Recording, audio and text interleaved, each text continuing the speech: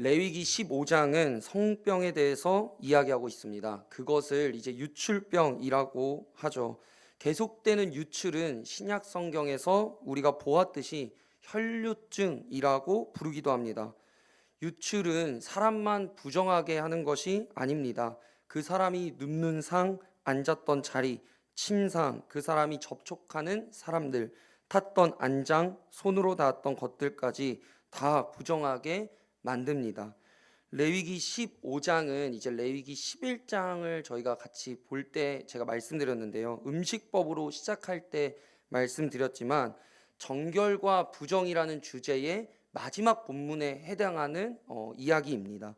그러니까 레위기 1장에서 10장까지는 제사법을 계속 이야기하고 있고요. 11장부터 15장까지는 정결과 부정이라는 주제로 이야기하고 있는데 11장이 음식법이었고 이제 산모 그다음 쭉쭉쭉 나왔죠. 이제 피부병 그다음에 이제 15장 마지막 15장이 성적인 병, 성병을 이야기하고 있습니다.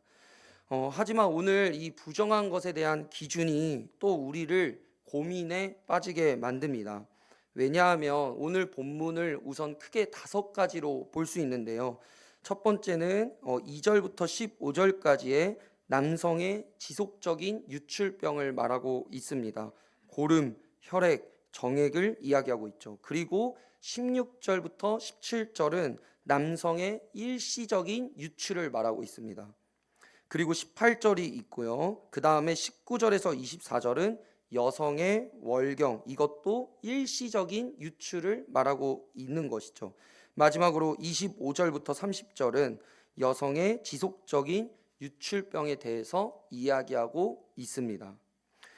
다시 정리하자면 크게 이런 것입니다. 남성의 지속적인 유출병, 그 다음에 일시적인 유출, 그 다음 여성의 지속적인 유출병, 그 다음에 일시적인 유출, 이 4가지를 이야기하고 있습니다.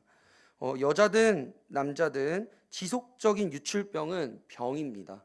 그렇죠. 그러니까 뭔가 끊이지 않고 계속 지속적으로 몸에서 어떤 것이 흘러나오든지 멈추지 않고 계속 뭔가가 나오든지 이 지속적인 유출병은 병인 것이죠. 그러나 우리를 고민하게 만드는 것은 무엇이냐면 멈추지 않은 지속적인 유출이 아니라 그 병이 아니라 일시적인 유출이 우리를 고민하게 만든다는 것입니다. 왜냐하면 일시적인 유출은 우리 모두에게 해당되는 이야기이기 때문입니다. 여기서 일시적인 유출에 해당되지 않는 사람이 누가 있겠습니까? 몇몇 학자들은 오늘 레위기 15장을 보면서 하나님께서 이 율법을 주신 이유는 이 율법을 통해 이스라엘이 거룩하게 되어야 할 필요성을 강조하고 이스라엘 족속이 이방 족속인 가나안 족속으로부터 관습을 본받지 않도록 차별을 주기 위해서 주신 율법이다라고 말하기도 합니다. 또 다른 학자는 이스라엘의 무분별한 성적인 행동을 제동하는, 제어하는 역할로 주셨다고도 말합니다. 그러나 제가 앞에서 잠깐 언급했듯이 오늘 제가 여러분과 이 레위기 15장을 보면서 우리가 같이 집중해 보고자 하는 이야기는요. 이 지속적인 유출병과 일시적인 유출을 보면서 우리가 알아야 할 것은 우리 모두가 죄인이라는 것입니다. 어떤 남자가 일시적인 유출에 속하지 않을 수 있겠습니까? 어떤 여인이 월경에 속하지 않을 수 있나요? 저희가 레위기 11장부터 15장까지 제사법을 지나 정결과 부정이라는 주제로 보고 있는데요. 악성 피부병이 생겨도 부정합니다. 남녀의 생식기에서 자연적 혹은 병으로 인한 유출도 한정된 기간이긴 했지만 부정이에요. 신명기 23장 10절에서 14절을 보니까요. 전쟁 때 진영 안에서 설사를 하거나 대변을 보는 것도 진을 부정케 하는 것입니다. 그러니까 전쟁할 때는 진영 밖에서 대변을 봐야 된다 이런 본문이 있거든요. 그러니까 이뿐만일까요? 내가 부정하지 않았어도 부정한 것과 접촉하면 부정이에요. 보는 것도 부정입니다. 결론은 무엇이냐? 율법이 우리에게 말하고 있는 것은 우리가 이 모든 부정의 규율을 놓고 볼 때 부정하지 않는 사람이 없다라는 것입니다. 그러니까 우리는 부정한 존재다라는 것을 말해주고 있는 것이죠. 그래서 바울은 로마서에 이렇게 간단히 한마디로 말하고 있습니다. 우리 같이 로마서 3장 10절을 읽어볼까요? 시작. 기록된 바 의인은 없나니 하나도 없으며. 그러니까 이 부정의 규례는 목적이 제의적 부정을 통해서 인간이 죄인임을 깨닫게 하는 것입니다. 그래서 우리를 계속해서 정결로 이끌어가는 선생의 역할을 하고 있는 것이죠. 한 교수님이 이런 예를 들었습니다. 나실인을 예로 들었는데요. 나실인은 시체를 만져서도 안 되고 보아서도 안 됩니다. 그런데 가족일지라도 안 되는데 만약 내가 가만히 서 있는데 나의 아버지가 갑자기 내 앞에서 하고 탁 돌아가셨다. 그러면 볼 수밖에 없는데 그게 부정인가요? 아닌 것 같죠. 어쩔 수 없는 상황이니까 아닌 것 같은데 부정입니다.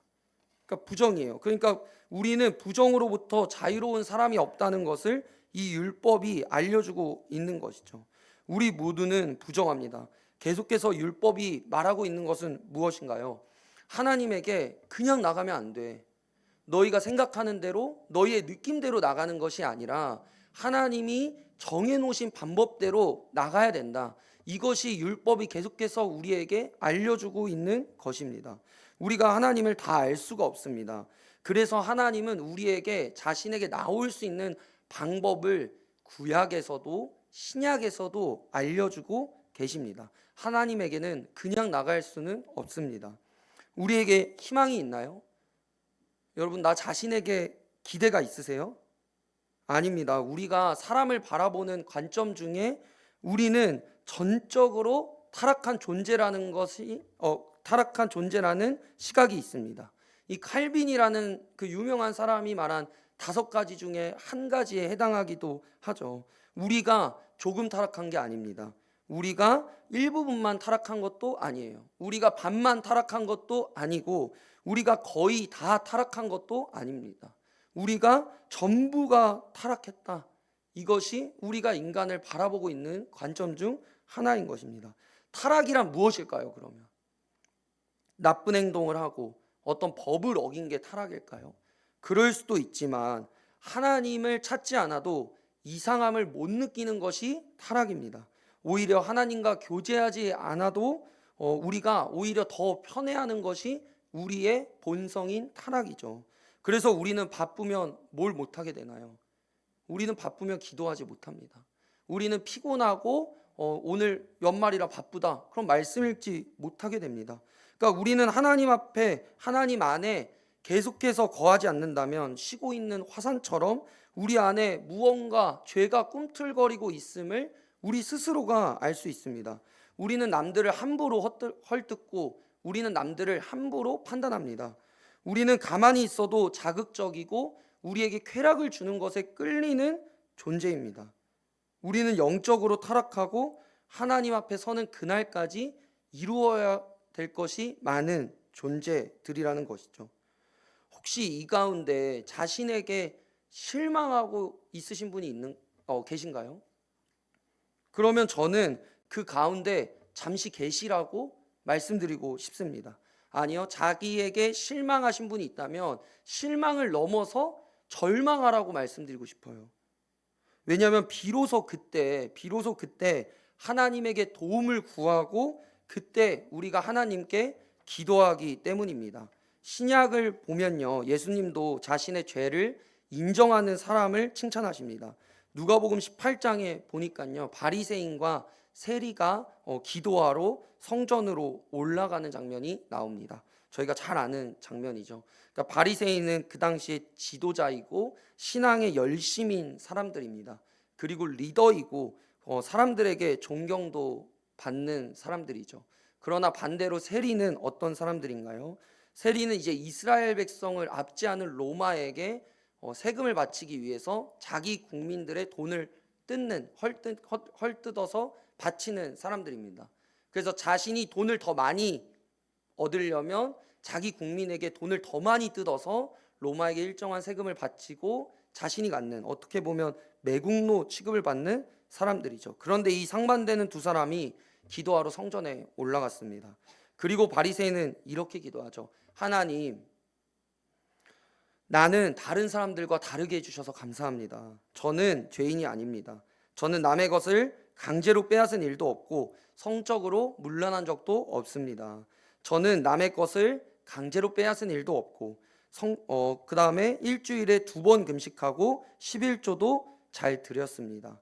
그러면서 마지막에 그 세리를 저격합니다. 뭐라고 하냐면 저 세리와 같지 아니한 것에 감사드립니다 라고 기도합니다. 그런데 이때 성경의 시선이 저 멀리 있는 세리를 향하게 됩니다. 그래서 세리는 어떻습니까? 멀리 서서 감히 눈을 들어 하늘을 쳐다보지도 못합니다. 그리고 다만 가슴을 치면서, 통회하는 표현이죠. 가슴을 치면서 하나님 불쌍히 여겨 주시옵소서, 저는 죄인입니다 라고 한마디만 합니다. 예수님은 이 비유를 드시고 14절에 이렇게 말씀하시는데요. 내가 너희에게 이르노니 이에 저 바리새인이 아니고 이 사람이 의롭다 하심을 받고 그의 집으로 내려갔느니라. 무릇 자기를 높이는 자는 낮아지고 자기를 낮추는 자는 높아지리라 하시니라. 이 바리새인과 세리 비유를 시작하는 첫 구절인 누가복음 18장 9절은 이렇게 말합니다. 또 자기를 의롭다고 믿고 다른 사람을 멸시하는 자들에게 이 비유로 말씀하시되. 그러니까 성경은 많은 사람들이 이제 어렵다 그러거든요. 제 주변의 사람들, 교회 안 다니는 친구들도 그렇고 어렵다고 하는데, 성경은 때로 저희에게 되게 당연한 말을 할 때가 많아요. 그러니까 의롭다고 생각하면 용서받을 게 없습니다. 그렇죠. 자기가 의롭다고 생각하는데 뭘 용서받을 수 있겠습니까? 자신이 죄인이라고 생각하지 않는다면 용서받을 수 없다고 성경은 너무 당연한 얘기를 하고 있어요. 그러니까 예수님이 마가복음 2장에 보면 17절에 이런 말씀을 하시거든요. 예수께서 들으시고 그들에게 이르시되 건강한 자에게는 의사가 쓸데없고 병든 자에게라야 쓸데가 있느니라. 나는 의인을 부르러 온 것이 아니요 죄인을 부르러 왔노라 하시니라. 그러니까 이것도 너무 당연한 말이죠. 여러분들이 건강할 때, 그러니까 건강검진 말고요, 건강할 때 갑자기 병원에 가시지 않죠. 그러니까 건강한 사람에게는 의사가 쓸데가 없습니다. 병든 사람에게만 의사가 쓸데가 있는 것입니다. 그러니까 예수님이 오신 이유가 의인을 부르러 온 게 아니라 처음부터 죄인을 부르러 왔다고 예수님은 말씀하고 계십니다. 여기 있는 분들 중에 아무도 이 말씀을 이해 못하시는 분들 없죠. 건강한 자에게는 의사가 쓸데가 없는 것입니다. 그러니까 예수님은 의인이 아니라 난 죄인을 부르러 왔다라고 말씀하고 계시는 거죠. 오신 목적 자체가 의인을 더 의롭게 한다든지 아니면 착한 사람을 더 착하게 만들려고 온 것이 아니라 죄인을 부르러 왔다, 난 죄인을 용서하러 왔다라고 목적 자체를 너무나 우리가 알아듣기 쉽게 말씀하고 계시다는 겁니다. 그래서 우리가 스스로 죄인이라는 생각하지 않는다면 하나님의 은혜, 예수님의 부르심을 경험할 수가 없는 것입니다. 오늘은 신약을 많이 보게 되는데요. 우리가 아까 봤던 누가복음 18장 바리새인과 세리 기도 봤던 그 부분 뒷부분을 보면 어린아이들에 대한 이야기가 나옵니다. 너무나 잘 알죠. 예수님은 우리가 잘 아는 이런 말씀을 종종 하셨어요. 어린아이와 같아야 한다. 어린아이처럼 되어야 한다. 그래야 하늘나라에, 하나님 나라에 들어갈 수 있다. 이런 말씀을 많이 하셨습니다. 그러면 우린 또 질문할 수 있죠. 어린아이와 같다는 건 무엇일까? 어린아이와 같다는 건 무엇일까요?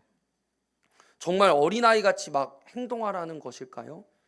아니면 어린아이같이 어떤 분들은 그렇게 말하죠. 어린아이같이 순수해야 된다라고도 이야기하신다는데, 이제 몇 명의 많은 부모님들이 이 말을 반대한다고요. 왜냐하면 어린아이들이 순수하지 않기 때문입니다.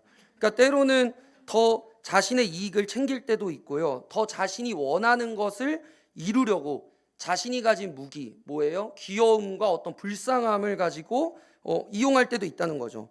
저희 어린이 부서 아이들도 똑똑합니다. 그러니까 나쁜 말이 아니라 똑똑해요, 아이들이. 그러니까 그러면 어린아이와 같다라는 것은 무슨 말일까? 어린아이와 같다는 말은 무슨 아이일까? 어린아이들에게는 누가 필요할까요? 네, 부모가 필요합니다. 보호자가 필요해요. 그러니까 어린아이와 같다라는 것은 우리에게도 부모의 필요함을, 우리에게도 어떤 도움의 필요함이 있다는 것을 인정해야 된다는 말이죠. 사랑하는 여러분, 지금 우리에게도 도움이 필요합니다. 우리에게도 부모가 필요해요. 이제까지 내 힘으로 내가 바득바득 열심히 살았다, 내가 우리 집안을 일으켰고 우리 아이들을 다 키웠다 라고 하신다고 해도 도움이 필요 없다고 생각하시나요? 그러니까 오늘 성경 그렇지 않다는 거예요. 우리는 모두 죄인이기 때문에 누군가의 도움이 필요하다고 이야기하고 있다라는 것이죠. 저와 이제 레위기를 본 지가 오늘 15장이면 한 14주 정도를 본 것 같은데요. 제가 일부러 기피하고 있는 단어가 있습니다. 일부러 이야기하지 않고 의도적으로 하지 않는 단어가 있어요. 제 설교를 쭉 들으시면서 같이 오신 분들은 느낄 수도 있는데요. 제가 일부러 하지 않는 말들 중에 한 단어가 뭐냐면, 저는 레위기를 설교하면서 예수님이라는 단어를 안 쓰려고 갖가진 노력을 하고 있습니다. 저는 여러분이 여기서 예수님으로 퐁당 뛰어가지 않길 원해요. 그러니까 레위기를 지금 보고 있는데 우리가 그 많은 구약 성경을 다 지나치고 갑자기 마태복음으로 가서 예수님을 바로 보지 않길 원합니다. 저는 여러분이 레위기에서 잠깐, 아니 오랫동안 머무시면서 제가 너무나 부족하지만 하나님의 크심을 더 묵상하셨으면 좋겠고요, 하나님의 엄중하심을 더 깊이 생각해 보셨으면 좋겠어요. 우리의 죄를 더 깊이 생각해 보시고 그 와중에 하나님의 긍휼하심을 더 깊이 묵상해 보셨으면 좋겠습니다. 레위기를 보시면서 왜 이렇게 규율이 많아 생각해 보세요. 오늘 정결과 규정의 마지막 본문이거든요. 그런데 이 정결과 부정의 규례를 어떻게 지키지? 라고 의문을 던져보세요. 당연합니다. 맞습니다. 우리는 다 못 지킵니다. 그래서 우리에게는 도움이 필요하고 하나님의 긍휼하심이 필요한 것입니다. 하나님의 돌봄이 우리가 성인일지라도 필요하다는 것을 인정해야 된다는 것입니다. 우리의 상황이 어떻든, 우리의 지금 사회적 위치가 어떻든, 내가 지금 우리의 가정에서 어떤 역할을 맡고 있던지 우리 모두는 하나님의 도우심이 필요하다는 것을 레위기는 오늘 우리에게 말해주고 있다는 것이죠. 저희가 레위기를 계속 보면서 제일 중요한 것 무엇인가요? 제가 여러 번 말씀드렸지만 죄인은 자신을 위해 제사를 드릴 수가 없습니다. 제사장도 남을 위해 그 죄를 사해주기 위해서 뭘 먼저 하죠? 자신을 위해 제사를 먼저 드립니다. 그러니까 오늘 우리가 이 레위기 말씀 마지막에 모든 사람이 부정하다는 것을 우리가 기억하면서 나에게도 도움이 필요하구나, 나에게도 부모가 필요하구나, 나에게도 돌봄이 필요하구나를 경험하시는 저와 여러분이 되기를 바랍니다. 오늘 말씀을 마무리하면서 내가 죄인임을 기억하시기 바랍니다. 내가 부정하다는 것을 기억하시길 바라요. 레위기는 율법을 막 말하면서요, 계속 그것을 우리에게 상기시켜주고 있는 겁니다. 너 이거 다 지킬 수 있니? 없지. 그래, 너네는 죄인이야. 그렇기 때문에 하나님의 도움이 필요한 거야. 그래서 하나님이 우리에게 일시적이지만 거룩하고 정결할 수 있는 방법을 주신 것입니다. 우리가 하나님의 도우심이 필요하다는 것을 기억하시고요, 곧 성탄인데 그렇기 때문에 완전한 방법, 또 일시적이 아니라 영원한 방법인 예수님이 오셨다는 걸 꼭 기억하는 저와 여러분이 되기를 소원합니다. 우리 이 찬양 하면서 주님 앞에 나아가길 원합니다.